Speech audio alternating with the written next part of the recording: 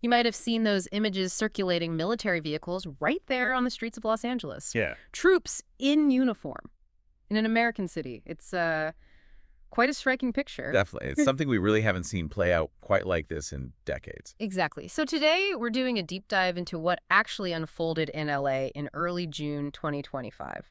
Specifically, looking at these intense anti-deportation actions that sort of erupted, and while the federal military response, which was pretty A unprecedented. massive federal response. Yeah. Our mission here, and we're drawing directly from the source material you've shared with us, is to unpack this whole situation. It's incredibly complex, escalated really fast.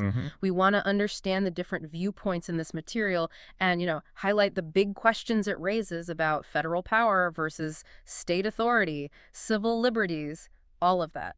Okay, let's unpack this. Absolutely. And it really is a moment that forces you to look closely at those lines. What happens when they get tested like this? The whole thing, based on your materials, seems to have kicked off with these initial ICE operations, Immigration and Customs Enforcement, early June 2025. Yes, the information shows that starting around, I think it was June 6th, ICE launched these targeted operations. They were going after allegedly undocumented immigrants or people with criminal records, conducting mass arrests. And not just a few people. The sources say over 100 detained on that first day alone. Right, and these weren't happening, behind closed doors. Your sources mentioned specific spots like a Home Depot and clothing distribution centers. Very public places. So that visibility, it seems, immediately sparked clashes. It did. The material talks about initial confrontations, demonstrators clashing with LAPD and ICE, and non-lethal force being used. Right from the beginning. Yeah, what's clear from the get-go, based on this info, is that friction.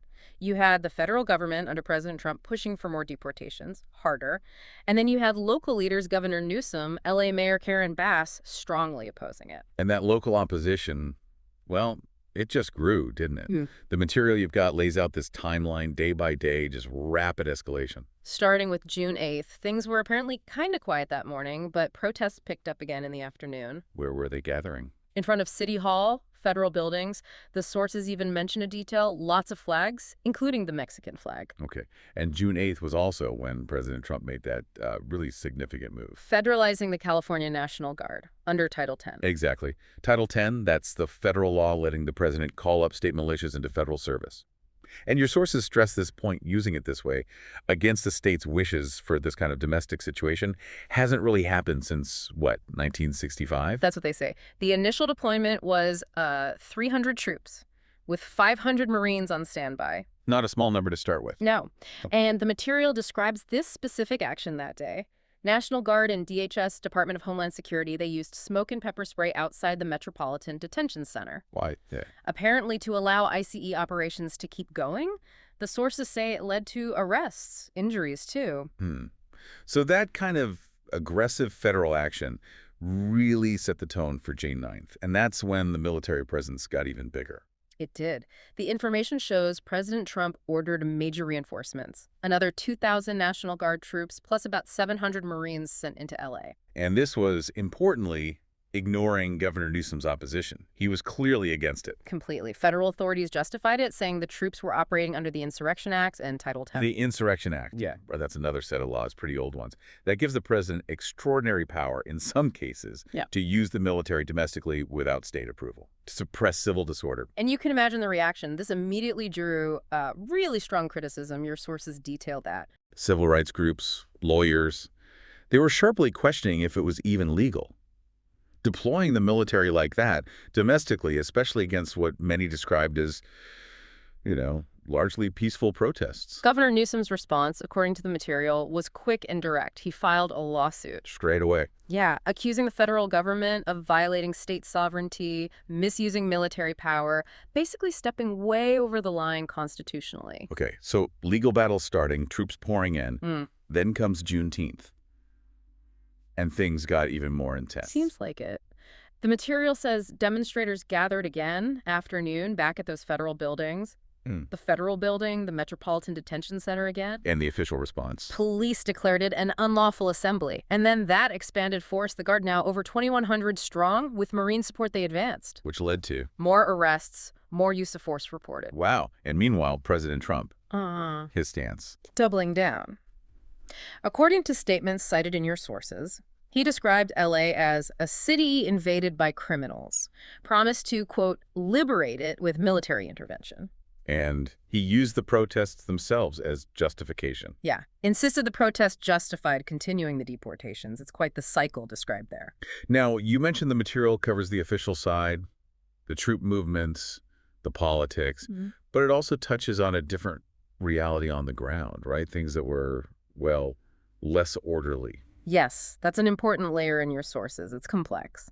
While they note many protests were peaceful, they also detail other elements, barricades being set up, vehicles being burned. There's that one specific The detail. Waymo car, yeah, burning a Waymo self-driving car on the US 101 freeway is such a specific kind of jarring image from the material. That really sticks with you, doesn't it? It does. And the clashes weren't just downtown, right? No, the sources mention neighborhoods like Paramount, Compton seeing conflicts too. They describe the tactics authorities reportedly used: tear gas, rubber bullets, pepper spray. And people got hurt. A significant number, it sounds like. The sources say dozens injured.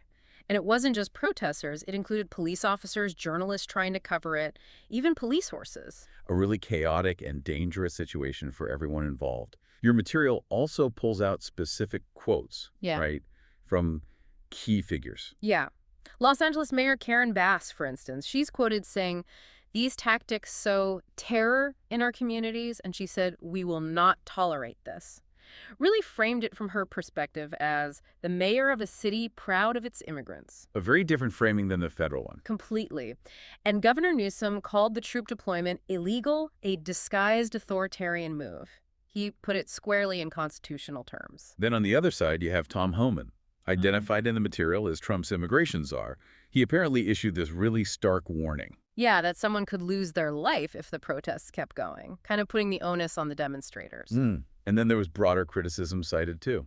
Right. Groups like the ACLU, Senator Bernie Sanders, lots of Democrats, accusing Trump, according to the sources, of basically exploiting the crisis for political gain and ignoring constitutional rights in the process. What strikes me here, reading through this, is just the sheer scale and, frankly, the exceptional nature of the military power being used. It really wasn't minor. Invoking Title X, federalizing the state's own guard, mobilizing nearly 4,000 soldiers plus 700 Marines since June 6th. That's significant. The federal government's stated reason was, what? Protecting public order and federal property. That was the official line. But critics, as laid out in your source material, saw it very differently. They viewed it as this really unusual, potentially dangerous use of executive power, breaking precedents, crossing constitutional lines about using troops domestically. Here's where it gets really interesting. That historical comparison the material makes. The Selma, 1965. Yeah. Pointing out this is reportedly the first time since then that federal troops were deployed against a state government's will for this kind of domestic enforcement reason. That context really highlights how big a deal this is, doesn't it, in terms of that balance or maybe imbalance between federal and state power. Absolutely. And this whole crisis, it's not just happening in a vacuum. Your sources talk about the ripple effects nationally, politically. Right. For President Trump, the material suggests this aggressive approach. Whoa. It plays to his base, doesn't it? Reinforces that strong law and order image using federal force. But there's a flip side noted, too, that using the military on U.S. soil like this, well, it's seen by many, according to these perspectives, as authoritarian, which could alienate moderate voters, maybe, and definitely energize the opposition. And that lawsuit from California is a huge piece of this. Your sources get into the specifics. The 10th Amendment violation claim. Exactly, arguing the federal government is stepping on powers reserved for the states, suppressing state authority. And it's not just California pushing back, is it? The material mentions activist groups elsewhere. Yeah, gearing up for more demonstrations across the country, especially in sanctuary cities. Those places already have policies limiting cooperation with federal immigration enforcement, so this probably hits a nerve there. Creates even more friction. So, looking ahead, what do the sources you provided suggest might happen next? It sounds incredibly tense. Highly volatile is the term used, more protests expected. And the troop presence itself, they were authorized for an initial 60 days. That could be challenged legally and politically. Right. And what about the actual ICE operations? The sources suggest they might get disrupted, maybe even suspended because of all this local resistance and the legal fights. Interesting. And bigger picture, politically. The material suggests this whole crisis could really shake things up for the 2026 elections, potentially reshaping how people talk about immigration, sure, but also civil liberties and that fundamental structure of U.S. government federalism, the whole federal versus state power question. So what does this all mean when you boil it down? Between June 8th and 10th, basically, Los Angeles became ground zero, according to this analysis. A true popular rebellion, they call it, against mass deportations. Met with this unprecedented military action from the Trump administration. While California officials push back using legal and political tools, countermeasures, the source calls them. And the core debate sparked by all this, as presented here, is fundamental, isn't it? What are the limits on federal military power domestically? How far can a president really go when overriding a state? And what about constitutional protections in moments like these? Yeah. And the human cost, the sources mention the injuries, the arrests still rising. It's just the stark reminder of the deep, deep divides in the country over immigration, over sovereignty, over basic rights. These events just threw it all into sharp relief. So as we watch these lines being tested, federal power, state power, individual rights, what aspect of this whole situation really stands out most to you, the listener? Something to think about.